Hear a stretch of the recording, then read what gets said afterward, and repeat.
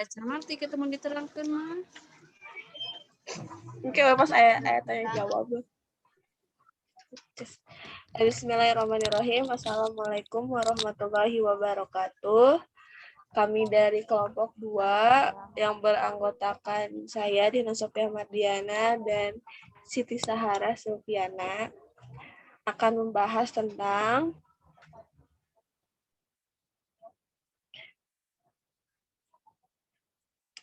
pengujian hipotesis komparatif. Nah, materi pertama akan saya sampaikan sendiri. Komparatif 2 sampel. Yang pertama, poin pertama ada sampel berkaitan atau berkorelasi. Ujian hipotesis komparatif 2 sampel pada statistik non-parametrik digunakan untuk menguji data dari 2 sampel yang berkaitan atau berpasangan. Disebut sebagai sampel berkaitan atau berpasangan bila kelompok sampel pertama memiliki kaitan atau pasangan dengan kelompok sampel kedua. Kelompok sampel pertama dan kedua bisa berasal dari individu-individu yang sama maupun individu-individu yang berbeda. Contoh sampel yang berpasangan dengan individu yang sama adalah sampel yang diberi pretest dan posttest. Sampel yang digunakan dalam penelitian eksperimen yaitu kelompok kontrol dan kelompok eksperimen adalah sampel berkaitan berpasangan yang melibatkan individu-individu yang berbeda.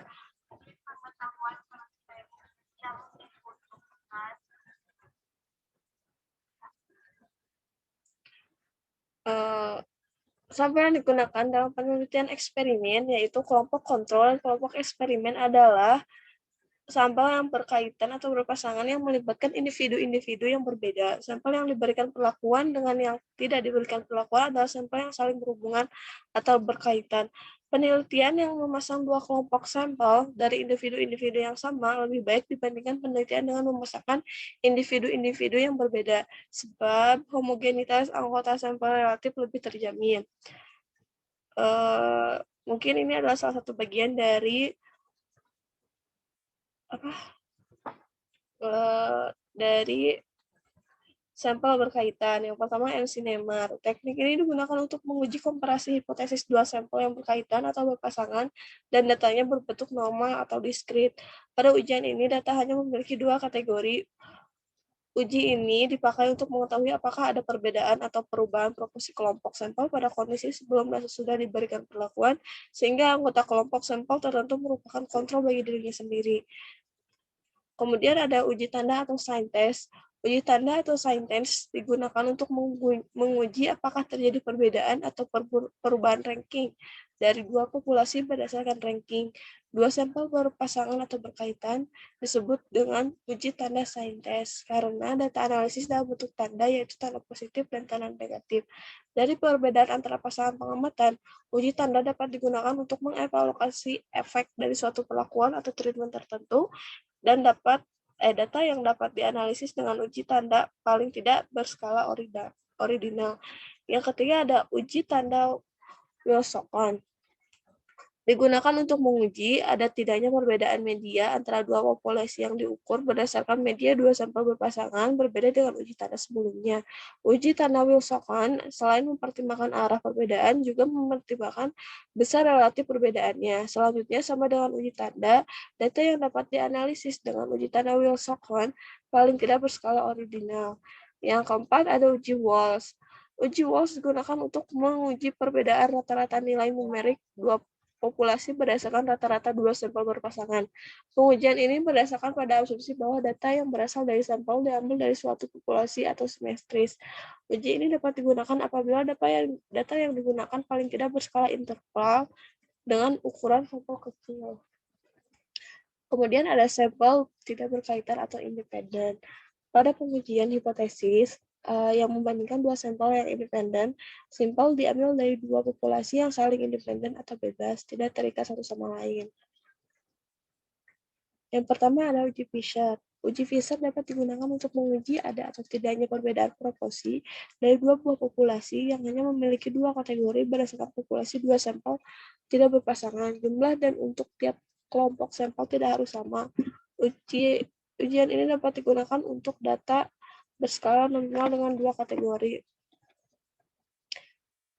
Kemudian ada uji C kuadrat, dua sampel tidak berkaitan. Uji ini hampir sama dengan uji Fisher, yaitu untuk menguji perbedaan proporsi dua populasi berdasarkan proporsi dua sampel yang tidak berpasangan dengan dua kategori atau lebih. Uji kuadrat sebaiknya digunakan jika N kurang dari 40 apabila N berjumlah antara 20 hingga 40. Uji C kuadrat tetap bisa digunakan termasuk apabila nilai observasi lebih dari 5. Dan terakhir ada uji median. Uji median digunakan untuk menguji perbedaan median dua buah populasi berdasarkan median dari dua sampel yang tidak berpasangan untuk melakukan uji median. Data dari kelompok sampel digabung dan diurutkan untuk ditentukan median dari gabungan data tersebut. Berdasarkan median tersebut, data dipisahkan menurut kelompok sampel dan klasifikasi data apakah berada di atas atau di bawah median gabungan. Frekuensi masing-masing klasifikasi dan kelompok sampel selanjutnya dihitung. Keputusan penerimaan atau penolakan hipotesis dilakukan dengan uji Fisher atau uji X2. Data uji median minimal berskala ordinal. Uji Kolmogorov-Smirnov dua sampel. Pada ujian Kolmogorov-Smirnov terdapat dua jenis pengujian, yaitu uji sisi untuk menguji perbedaan nilai tengah dan pengujian dua sisi untuk menguji berbagai jenis atau sembarang perbedaan atau kemancangan Knowles pemencaran atau disper dua buah populasi yang tidak berpasangan. Data pada uji ini minimal berskala ordinal. Materi selanjutnya akan dilanjutkan oleh Siti Saharah. Saya persilahkan. Baik, terima kasih Teh Dina. Yang selanjutnya saya akan membahas tentang komparatif sampel.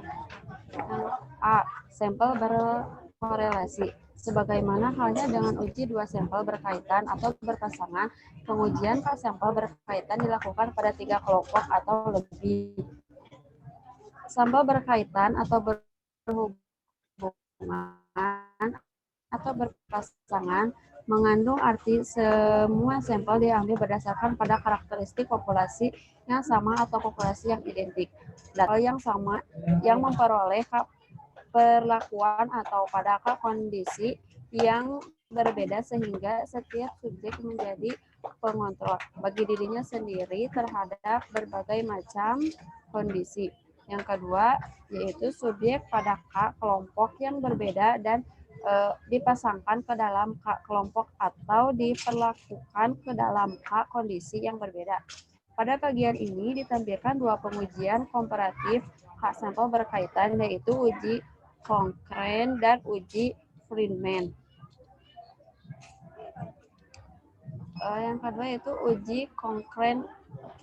Uji Cochrane digunakan untuk menguji perbedaan proporsi dari sejumlah populasi yang hanya memiliki dua kategori berdasarkan proporsi sejumlah sampel berpasangan. Dalam uji Cochrane, K berjumlah lebih dari 2 dari minimal berskala nominal dengan hanya 2 kategori.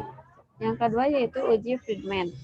Uji Friedman digunakan untuk menguji perbedaan ranking populasi berdasarkan ranking K sampel berpasangan dan K lebih dari 2.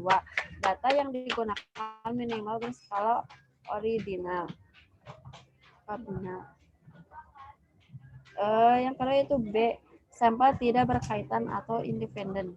Pengujian komparatif atau F, sampel independen tak berpasangan atau bebas dilakukan untuk menguji signifikasi bahwa sampel independen telah ditarik dari populasi yang sama atau dari populasi yang identik.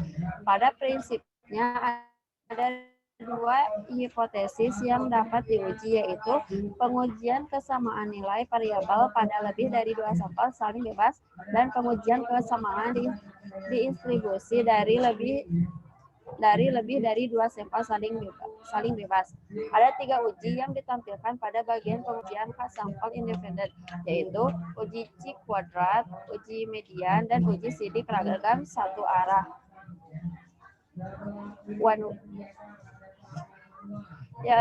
Uji X2 untuk sampel independen menguji perbedaan proporsi populasi berdasarkan proporsikah sampel independen atau besar atau tidak berkaitan. Persyaratan data minimal berskala nominal. Yang kedua yaitu uji median untuk sampel independen.